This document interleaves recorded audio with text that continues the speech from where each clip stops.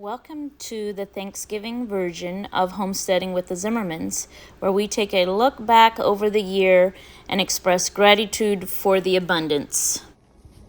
January brought lots of snow and cold weather.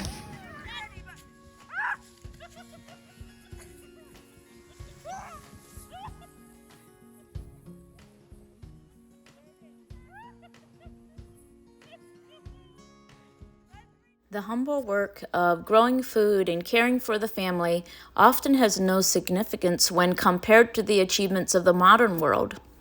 To the modern world, our simple life on the homestead must look like hard work, drudgery, and all for little gain. And in truth, there is very little monetary gain. What our family does gain here on the homestead goes deeper into the soul and leaves a legacy greater than any material wealth ever could. The sense of belonging, purpose, and community it gives each member of our family as we work side by side to ensure that the needs of every animal and person are met on a daily basis.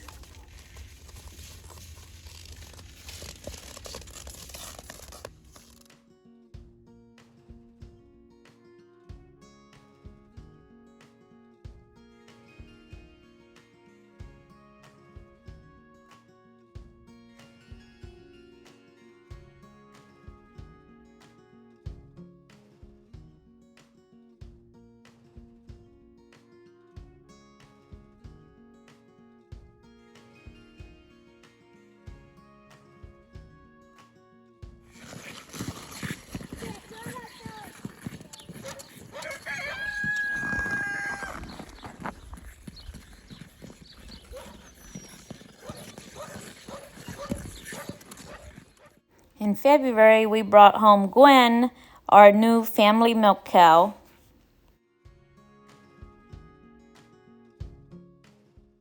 In March, we made a girls' trip to Colorado for the graduation of our second daughter.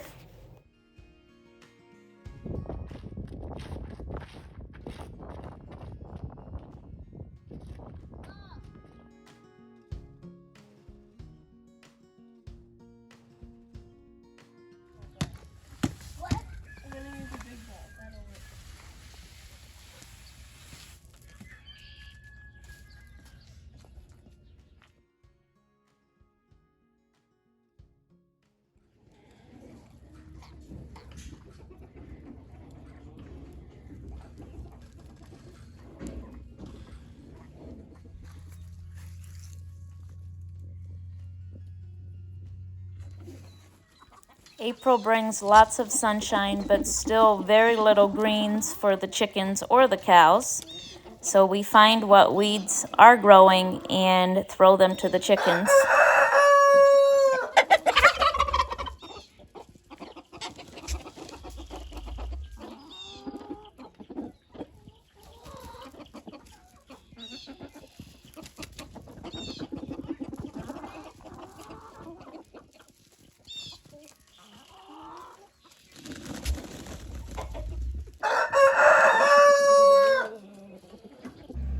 This is the day that a stray cat showed up on the homestead, and we named him Inky.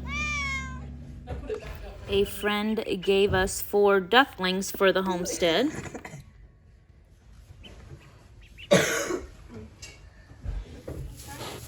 In April, we also brought Poppy home to the homestead. She is a pregnant Berkshire Yorkshire cross gilt.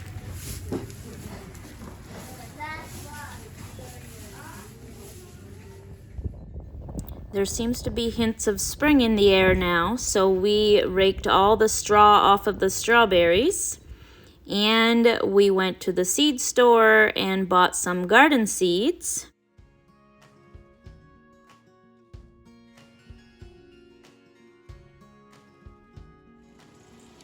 When we work so closely with nature that we can feel and hear the heartbeat of our loving Creator, this kind of communion with the earth, its creatures, and its creator has a way of settling so deeply into one's soul that material wealth eventually pales in comparison.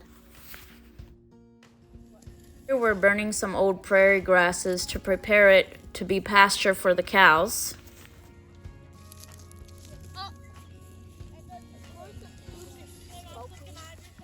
And there's the ever-present need of feeding the family to attend to.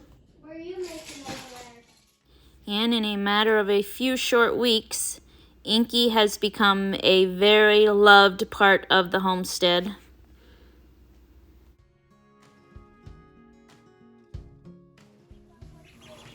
Juliet, our hen turkey, started sitting on some eggs, and we moved the ducklings to the barn. We successfully trapped the skunk that was getting into the barn and stealing our chicken eggs.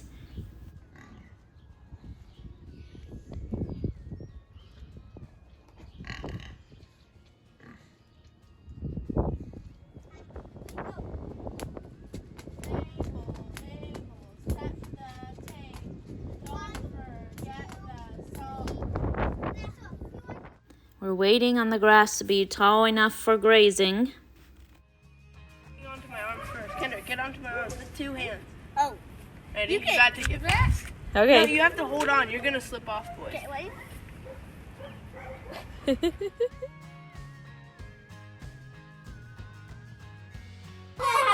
For supper?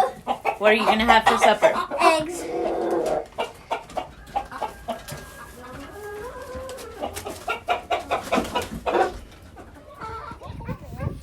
We raised a couple litters of puppies this year too.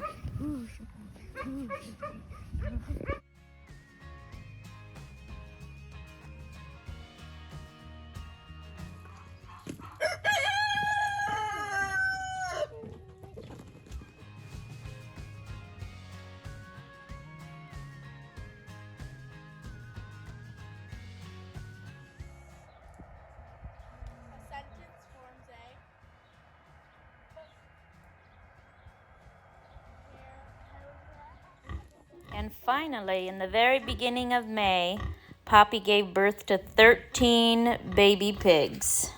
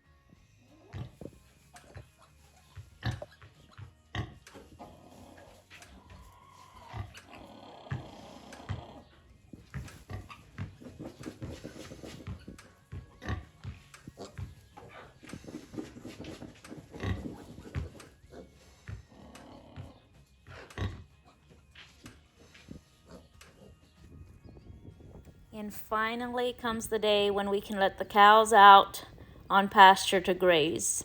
This is one of my all-time favorite days of the whole year.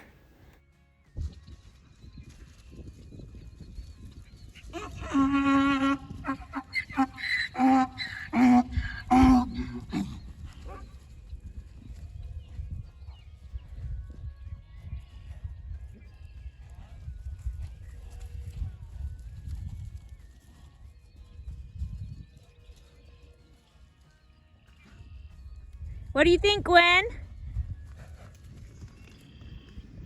And we planted the potatoes about the second week of May.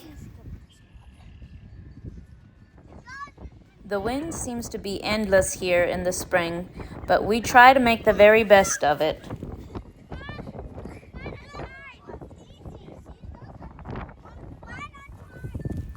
The boys slept outside in the woods in this fort that they made. Okay, Mom. Is it time for us to go to bed? Is Kenneth gonna go to bed soon? Yeah. Okay.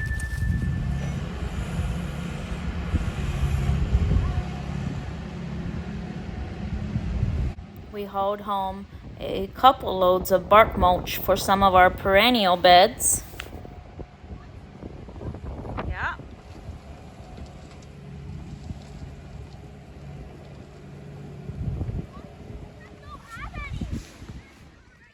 We got both motorbikes up and running and put many miles on them this spring.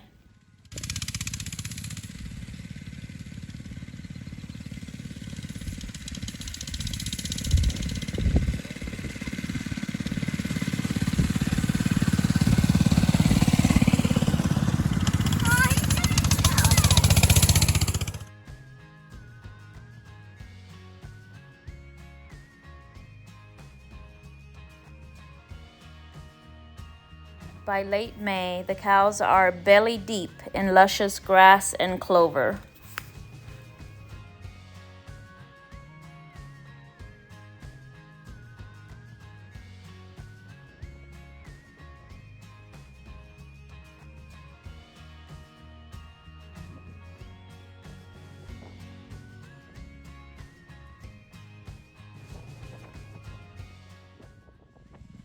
Here you can see little blades of sweet corn just peeping through the earth.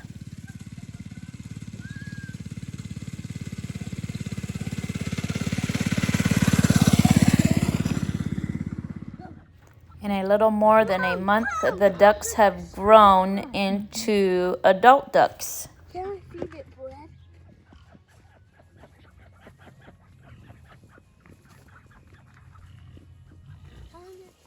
The piglets, too, are looking like they have not missed any meals.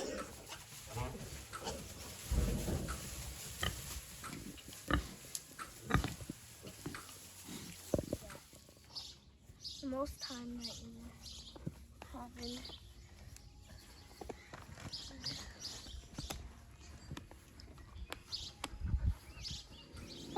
One of our mama hens hatched out 4 babies.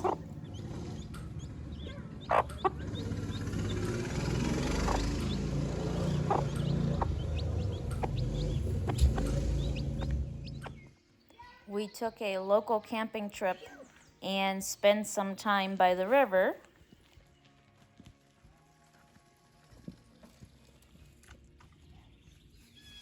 Now crank it once. There. I want to see them.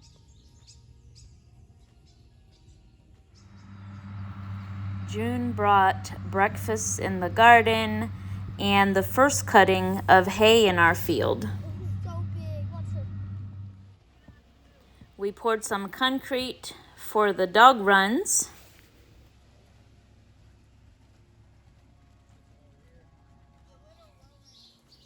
Uno hatched out 3 baby turkeys. Unfortunately, Uno lost all 3 baby turkeys of her first nest.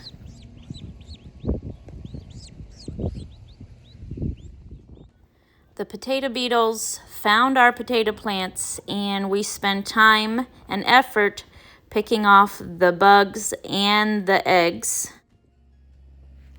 The children built themselves a garden and filled it with soil.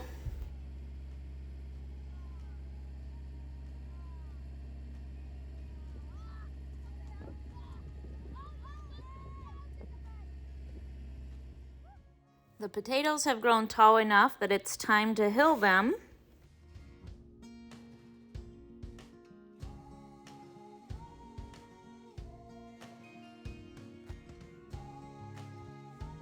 And then we use straw to form bigger hills and to form a weed barrier.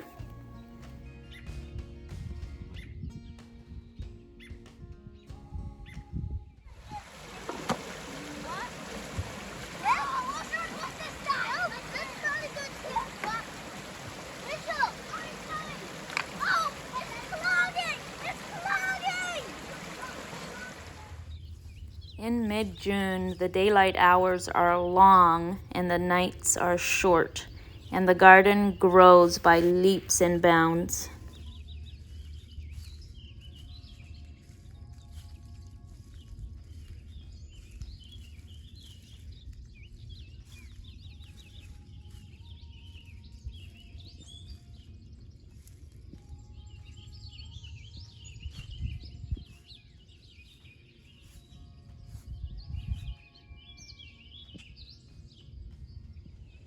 Thunderstorms move through almost weekly this time of year, and we pray for protection against wind and hail.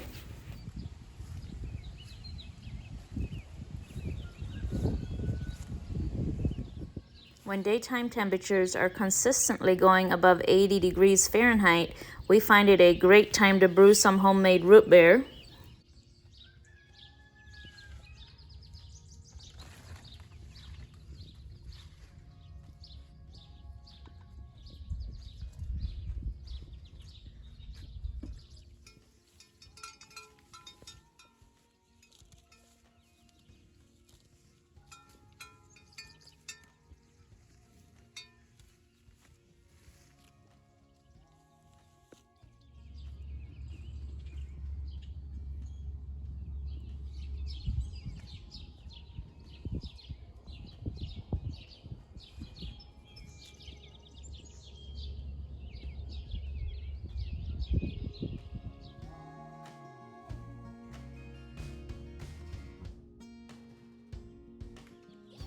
In June, we also brought home 40 baby chicks. These are meat chickens. Blowing up. Oh! Good job. Good job. In the night, they'll all be cuddling up. Like, I got 13. I didn't count. 13. I wasn't counting. I didn't count. Dude, you're a little fast, buddy. Ow! Okay.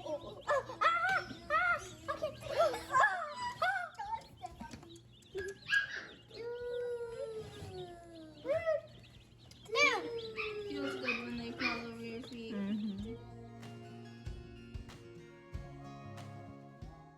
Now that it's July, it is a hustle to keep up with the garden and all the weeds. We picked about 4 gallons of sour cherries off of our sour cherry tree.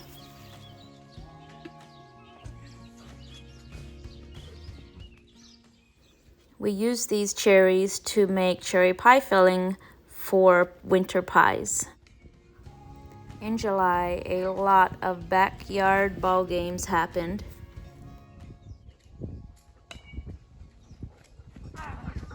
Oh, my flowers!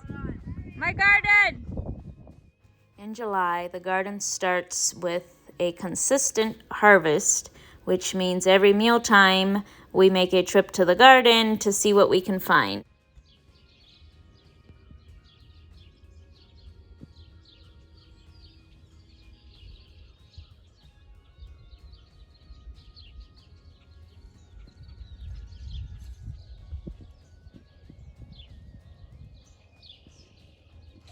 I just want to break it. I just want to slam it on the ground. I know, like our egg that we did. I want to eat it. I just chuck it on the ground. I just want to. And how can I was making it down, he was like, yeah. But then we kind of. I just want to.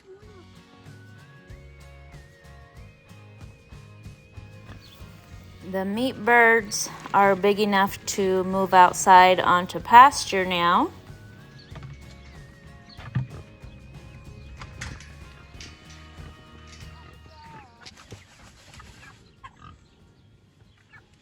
That's good. It'll come out.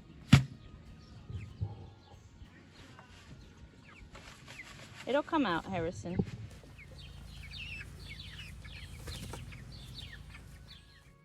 We spend pleasant weekends beside the lake fishing for trophies.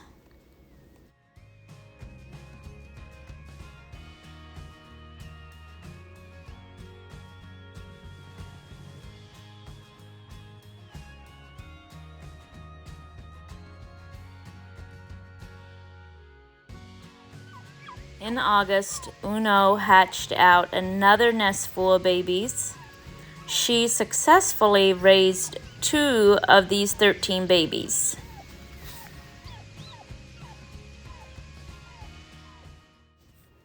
We start filling jars with food for winter.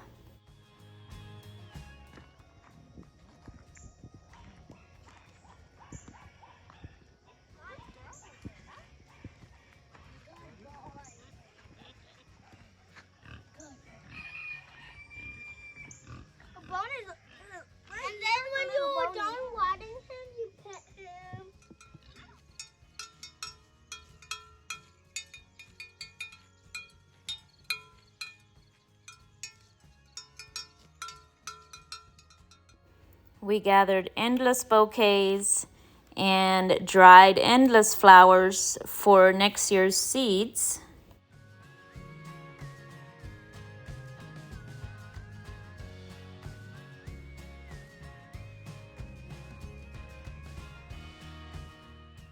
And then it was sweet corn harvest day. You know how to play. Right? No, I'm gonna play cards. I'm gonna play cards. Let's see.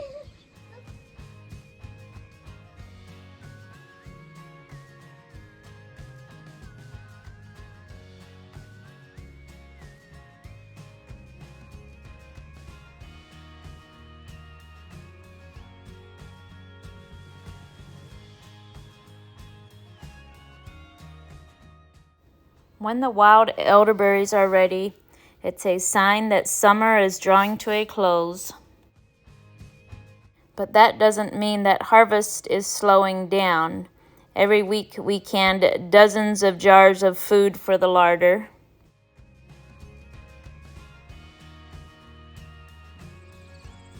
The meat birds are happy out on pasture and getting bigger every day.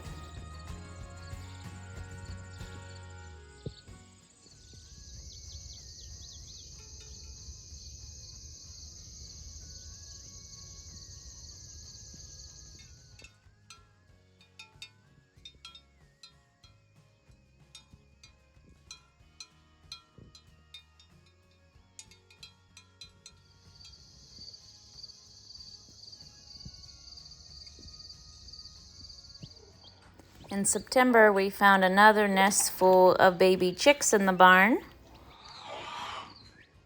And we found an abundance of green beans in the garden.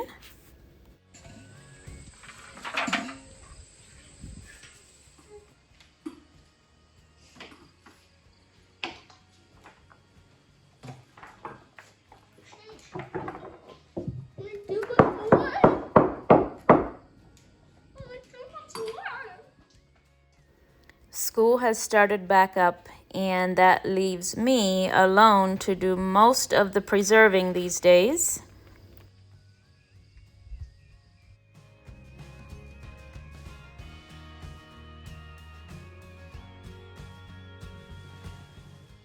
We also harvested and preserved our meat birds in September.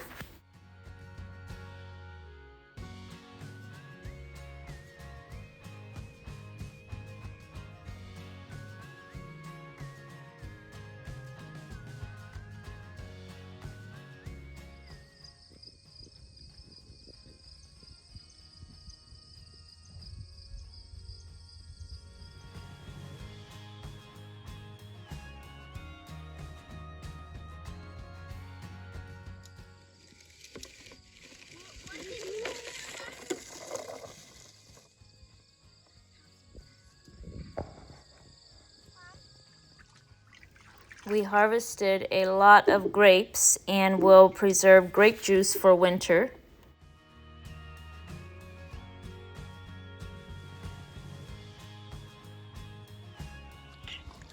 The piglets sure have grown big and fat on all the garden and preserving scraps this summer.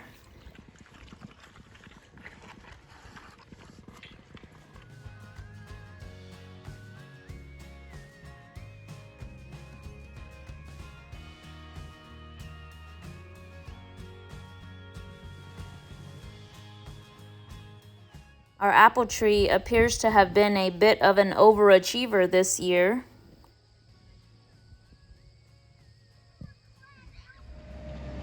In October, we start thinking about keeping the animals warm in the winter, and we purchased 2 large bales of straw and brought them home to the farm.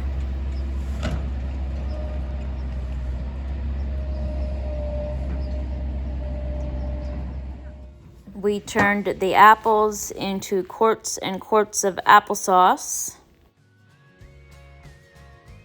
And as the garden becomes empty of harvest, the shelves of the larder fill up.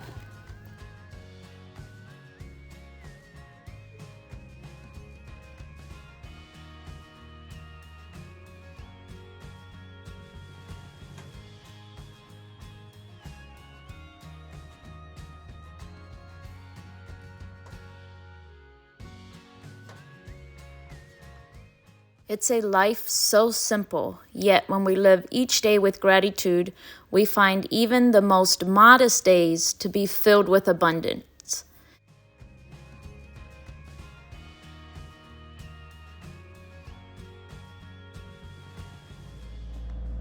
We built a shelter for the pigs out of scrap metal and wood that we had collected over the years on the homestead.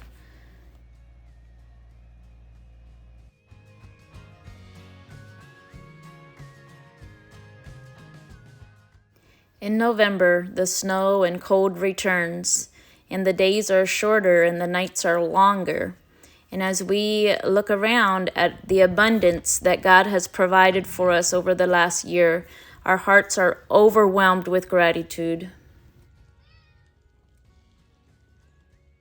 And as we prepare a feast to celebrate the goodness of God, we remember that an abundant life does not create a thankful heart. It's the spirit of gratitude that creates an abundant life.